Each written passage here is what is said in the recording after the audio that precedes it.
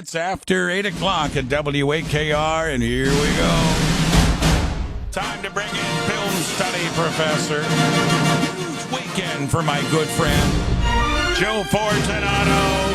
It is us.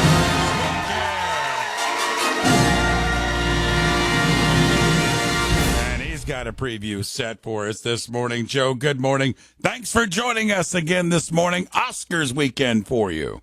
Yeah, good morning, Ray. Good morning, everybody. It is Oscar weekend. It's a busy and stressful time for me, but I wouldn't have it any other way. I'm blessed to be able to love what I do. So this is a really unique year because, to borrow sort of a phrase from one of the Oscar-nominated movies, the answer, my friend, is blowing in the wind because there are so many up-for-grab categories and awards this year. There is really hard to make predictions that are rock solid. I'm going to do my best to help you win your Oscar pool at your Oscar parties, but there is a lot of up-for-grab stuff, and that's pretty cool. And for Best Pictures, there's a whole lot of unique storytelling in the Best Picture category. A lot of very different, some might say artsy films, but it's quite a smorgasbord of a lot of different kinds of storytelling. Well, when we look at the nominations, it's a wide range. We've got some actors and actresses, I don't want to say coming back, but on the screen again, making impact. And then we've got a couple of movies receiving a ton of nominations. So let's start right there, Joe, and get into the Best Picture for us. Okay, well, I hate to break the news to a lot of folks who are only going to be rooting for the very popular films that they know and love, like Wicked or like Dune or even A Complete Unknown and stuff. I'm not saying those movies are going to get shut out, but they're not really in the race for Best Picture. So I think the race for Best Picture is essentially a three-way race between Anora, The Brutalist, and Conclave. If you'd asked me a couple of weeks ago, I probably would have said The Brutalist, but the tide and the pendulum has really swung towards Anora. Anora has won the PGA award, the DGA award, and those are real good indicators of what the Oscars might do. And not to get too deep into the weeds here, but the other thing about the Best Picture, it's the only award that uses a preferential ballot, which is very confusing. None of us want to talk math this morning.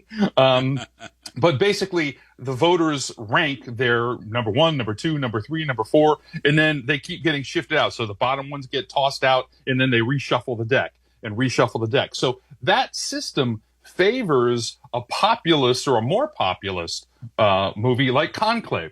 Conclave is probably going to be like second or third on a lot of people's list. And, The Brutalist might be number 1 and number 10 on another person's list. So the Conclave could benefit from preferential ballot and kind of sneak in there. But my pick is Anora. Joe, let me ask you. That's what I think will win, I should say. Yeah, the movie that is everyone talking about, I haven't seen it, of course. I'm sure you have. Receiving the most nominations, and it's in that Best Picture, is Emilia Perez. Talk about that movie, because when you talked about the three movies, you didn't mention that one. And I thought, and again, I'm from the outside looking in, I thought that would be one of the ones you'd bring up, but you didn't put that in your top three. No, and there's a couple of reasons for that. One is, unfortunately, the controversy surrounding the lead actress for that, Carla Sofia Gascon, has kind of tanked that movie in a lot of ways. So that's a bit unfortunate for the film, but as you mentioned, actually has the most nominations of any film. However, I do think that Emilia Perez will win Best International Feature. So that's probably where it's going to get its kudos. It's also I said that this is a wide open race. There are two categories that are semi-locked, and I say semi because, again, anything can happen. But Zoe Saldana is most likely going to win Best Supporting Actress for Emilia Perez. So that's where those kudos are going to come for that film. Gotcha, Joe. And possibly Best Song, too. So it's going to get its due. It's not in the mix for Best Picture. Gotcha. Joe Fortunato, Oscar preview. Let's go to Best Actress, Best Actor. A couple of familiar names on there for us with Demi Moore and Ralph Fiennes of The Substance and Conclave. But who do you like in these two categories, Joe? Well, my pick here, or my who I think is going to win for Best Actor is Adrian Brody. He's kind of had the momentum most of the time. I think it is an Oscar-worthy performance. I mean, all of these. There's so many strong acting performances in all of these categories. So not to diminish anyone else, but now the big surprise here was Timothy Chalamet winning the SAG Award last week. That kind of came out of nowhere because A Complete Unknown and Timothy Chalamet, had been nominated for a lot of stuff, but really hadn't won anything.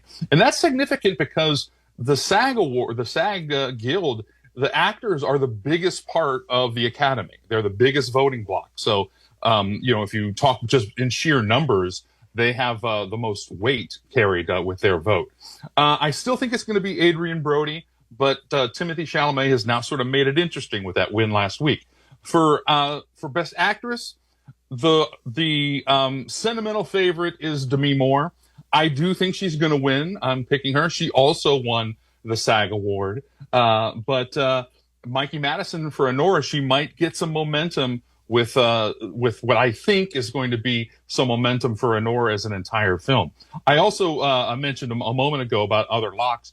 The supporting actor is almost certainly going to go to Kieran Culkin, which he's won everything. Again, deservedly so. A Real Pain is one of my favorite movies of the year. I don't know how many people have seen it. It is streaming, so it's something to check out.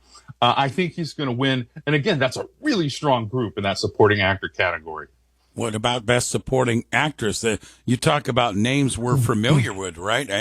Ariana Grande, Felicity Jones, Isabella Rossellini, and Zoe Saldana, all in there with Best Supporting Actress. Yeah, well, as I mentioned, if there's two locks, it's the supporting actor and actress category. Zoe Saldana is most likely going to win Amelia Perez. I can't imagine really anyone else stealing that from her. Now, if you want to kind of talk about a mini controversy, a lot of people, including myself, frankly, thought that Zoe Saldana is the lead of that film. I mean, she's certainly got the most screen time and she's the lead character, but she's nominated for Best Supporting Actress, and that's what she's going to win. With us is Joe Fortunato, his Oscars preview. There's so many other different categories, Joe. You know the ones of importance much better than I do. Why don't you hit a few more of them that you always spotlight when we're taking in the Oscars on Sunday? Well, as a WGA member and a writer, former writer, I always pay attention to the screenplays, and those are some wild cards too. For Best Adapted Screenplay, I think it's going to go to Conclave. I think that's where Conclave is probably going to win one of its awards. And for Best Original Screenplay, I think the best one is A Real Pain. Again, I love that movie. But Honora, I think, is going to, again, kind of get swept up in that a little bit. Some of the really interesting races this year are Best Animated Feature and Best International Feature. Really strong category in Best Animated Feature.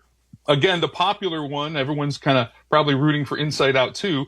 I'm not saying it doesn't have a shot, but it really is a two-way race between The Wild Robot and Flow. It's kind of a flip a coin. I'm going with The Wild Robot. I just think it has a little bit more domestic appeal, and Flow was an international film and is nominated as well as Best International Feature. The artsier voters might go with Flow, so at least give yourself a 50-50 chance on that category and go with either Flow or The Wild Robot. I mentioned international. I think this is where Amelia Perez is going to win, but a real strong contender is I'm Still Here from Brazil, which is also a Best Picture nominee. So it's pretty rare that you have international film nominees that are also Best Picture nominees. Now, I know everyone's going, well, I want to see Wicked win something. Well, you probably will. I think Wicked is going to win production design. I think it's going to win costume design. So those kinds of showier things are going to probably go to Wicked. Some of the technical awards like Best Visual Effects and Best Sound probably are going to go to Dune. So if you're, rooting for your favorite populist movies, they'll probably get some of the what we kind of call the undercards. Joe, you've teased us with the performances in the movies. As we wrap up the Oscars preview, let's say we want to sit down this weekend leading into Sunday, and we want to watch one of these Best Pictures or performances. If we had one to sit down and watch this weekend, what would you choose? Well, it's a tough question to answer because, what should you watch if you want to sort of prepare for the Oscars? My answer for that would be Honora, because I think it's been widely seen by a lot of people, but not by some of the general population. It's a good film, and so I guess I would say that's probably going to be, it's going to be mentioned. It's going to win a lot of things this weekend. So if you want to be prepared, I would say Honora. As I said, one of the just most charming films of the year was A Real Pain, which was written and directed by Jesse Eisenberg. And kind of to me, and I don't know if anybody remembers from last year, The Holdovers, which is just a sweet, fun, feel-good kind of film. And A Real Pain is sort of that. It's actually a difficult subject matter. It deals with Jewish heritage in Poland and stuff, but it's actually very sweet and funny and charming. That's a nice feel-good movie to watch. All right, Joe, great stuff. I know you're cranked for the weekend, and you do the party and the decorations and everything. We're going to talk with you on Monday morning to do a recap of Sunday. Can't wait for that, my friend. Enjoy your big weekend. I do want to mention, of Please. course, that tomorrow, Saturday, the day before the Oscars, I will be doing an Oscar discussion, lecture, whatever you want to call it, on the history of the Oscars. We'll talk about how the voting works. And then, of course, we'll discuss this year's categories in more detail and more depth. So it's going to be a lot of information. Of course, I'll always try and make it entertaining. We'll maybe watch a few clips of some classic Oscar moments. That is at the Green Branch Library tomorrow at 11 a.m. And that is absolutely free, and probably only going to be a little bit of it, an hour or so. So not a lot of time. So if you want to learn more about the Oscars or just have a fun discussion, please show up. Green Branch Library, 11 a.m. And you can find all of my stuff on joefortunato.net. Perfect, my friend. Enjoy the weekend. Already looking forward to our conversation Monday, Joe. Thanks for the extended visit with us today, my friend. Okay, look forward to it. Enjoy your Oscars. All right. And again, Joe Fortunato, he'll be at the Green Public Library tomorrow morning at